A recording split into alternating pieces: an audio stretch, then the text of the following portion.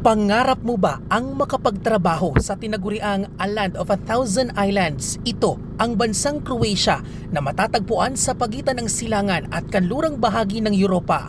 Nagsisilbi itong tulay sa pagitan ng Central Europe at Mediterranean. Well, good news dahil mahigit 400 trabaho ang bubuksan ng gobyerno ng Croatia para sa mga Pilipino sa ilalim ng Government-to-Government Hiring Program o G2G arrangement. Ilan sa bubuksang trabaho ay mula sa hospitality at food service sectors, kabilang na dyan ang room attendants, waiters at cooks.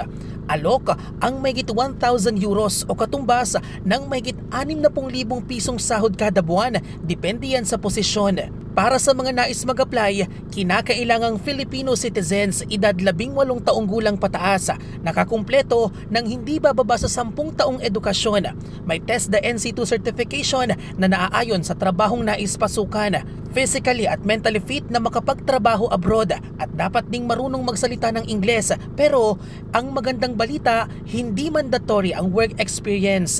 Makikita rin sa website ng DMW ang mga dokumentong kailangang ipasa tulad ng NBI, PSA-issued birth certificate at passport na may 1-year validity. Kinakailangang mag-register muna online ang mga aplikante sa DMW portal para sa appointment.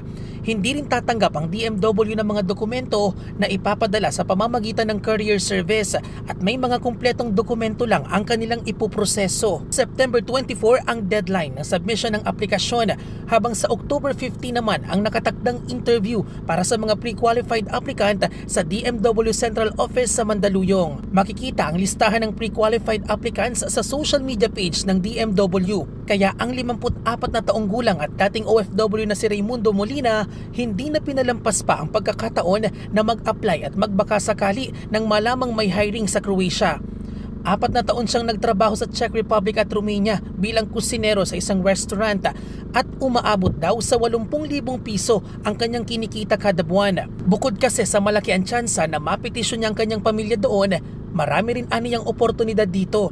Nag-a-apply siya ulit ngayon bilang kusinero. Magandang bansa yun. Madaling opportunity. Maraming seasonal siya. O kumbaga, short term lang yung uwi-uwi ka sa Pilipinas. Maganda opportunity sa Europe. Saka doon, 8 hours lang ang trabaho. Tapos 5 days. Isipin mo, dito 6 days ka magtatrabaho. Mula Las Piñas, nagtungo siya sa DMW Central Office sa Mandaluyong, dala ang kanyang mga requirement para ipasa ito ng personal. Yun nga, mahirap mag-apply kasi yung sa internet, medyo hindi ako biyasa ba. Hindi ako makapag-sit ng appointment.